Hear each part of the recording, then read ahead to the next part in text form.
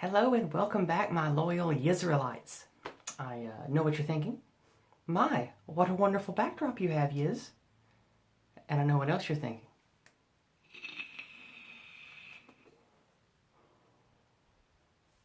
I am so gay.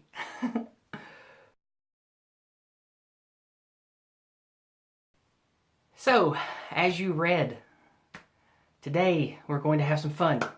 We're going to take a break from philosophy and heavy topics. We're going to take a break from me being angry. And we're going to have some good old-fashioned SJW hatred with the media. Before we get started, feel free to open the articles if you want. They are at minds.com, and the main article will be in the description below. Huffington Post is a well-known trash rag of Intersectional Incorporated, but today even they crossed the line. Christopher Mathias, the article's author, appears to be your typical Twitter-addicted leftist activist who works as a non-journalist, so it should come as no surprise to most of you that his article is based almost entirely upon far-left hate-mongering sphincter, the Antifa blog known as Unicorn Riot. Stuffed full of what you'd expect from an Antifa-riddled millennial soy nest, many well-known Antifa-supporting tweet jockeys and hate spewers of the outrage mob call this place home. From this hive of scum and villainy comes many an article about stopping the white nationalist takeover or fascist uprising here in the West. So not a single one of us should be surprised that they would jump out of their rhinestone-encrusted cowboy boots at a chance to dox the U.S. military. But Huffington Post, though? While most of us wouldn't consider a stink piece factory like them anything close to respectable news, that is how they present themselves. The worst part, though, is it's not even subtle. The doxing wasn't a hidden link somewhere in the article. It wasn't a sly nod or trying to get you to go to another website to find it. It was the main fucking event. Picture after picture, paragraph after waste-filled paragraph, going into detail about 7 U.S. military personnel who are supposedly white nationalists with ties to Identity Europa. Mind you, 100 goddamn % of this intelligence, and my apologies to the word, came from Antifa blogs. Antifa, a known and trusted source of fair opinions and even-keeled takes on delicate issues. They are known for their peaceful protests and good nature around the globe, but Antifa doesn't just consider anyone to the right of Chairman Mao to be a fascist, and they certainly don't beat down anyone who speaks against them. Actually, wait, they do. And sometimes they beat down people who don't even speak against them.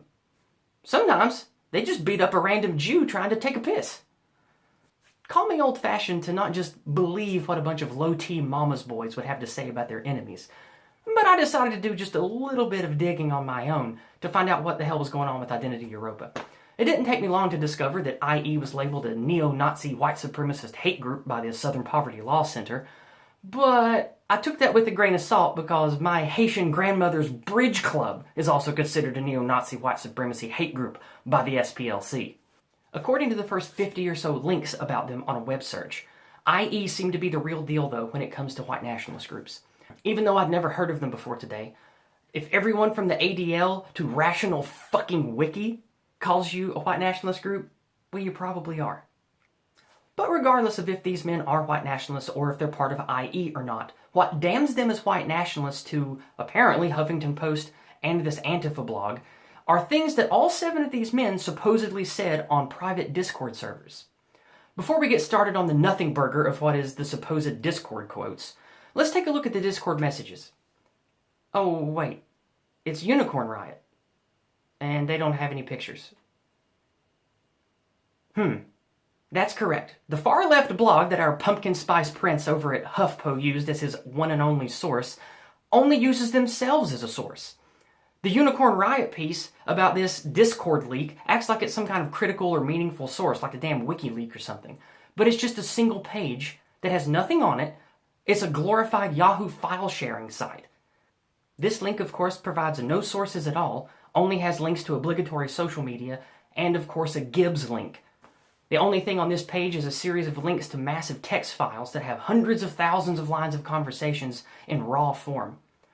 No way in hell am I going to pour through millions of words of text files, and I doubt Captain Mathias did either. Unless, of course, his superpower is being able to do 800 hours of reading during the 8 minutes that it took him to make his clickbait toilet piece. But why is this important? Because neither the Unicorn Gang nor the HuffPo authoress decided to share any pictures of any of this. Not the conversations, not the raw text, nothing. They didn't even share pictures of the Discord dump itself. They only provide single-line examples that they deliver as direct quotes. They don't even deliver them in context. That's it. It's just, so-and-so said this, quote, single line, end quote. That's it. So, what are the quotes, you ask? Well, my friends, get your Oblivion ketchup and some widely spaced waffle fries, because here comes that fat nothing burger that I promised you earlier. Put the young ones to bed and run your ladies back to the kitchen, because what you're about to read is not suitable for all audiences. The supposedly damning quotes are everything from the vile and inflammatory, sorry I can't make it to the meeting, to the soul-wrenching and highly offensive, it's okay to be white meme. One of these racist monsters even had the audacity to say something as bigoted as, I like living in mostly rural white areas because I'm conservative and a Christian. I don't know about you guys, but I feel like I might have just witnessed the Holocaust. Let us bow our heads. Let us pray to the big black tranny cock of the diversity goddess that we may have forgiveness for being party to such heretical wrongthink. You would think that after going through millions of words, thousands of different conversations on so-called white supremacist discords, that they'd be able to come up with something more damning than an it's okay to be white meme or I like to live in a white neighborhood. But no, that's all they got. That's it. Nothing else in the whole thing or even on the Unicorn blog. It's not even on there either. Of course, HuffPo tries to make mountains out of molehills because that's all it's got to work with, so it comes as no surprise to me that the only confirmation they could provide to any of this was a short phone conversation to an Air Force officer, which basically just shuts the whole thing down in a couple of sentences. HuffPo spins this as the military being complicit, of course, and accepting white nationalism.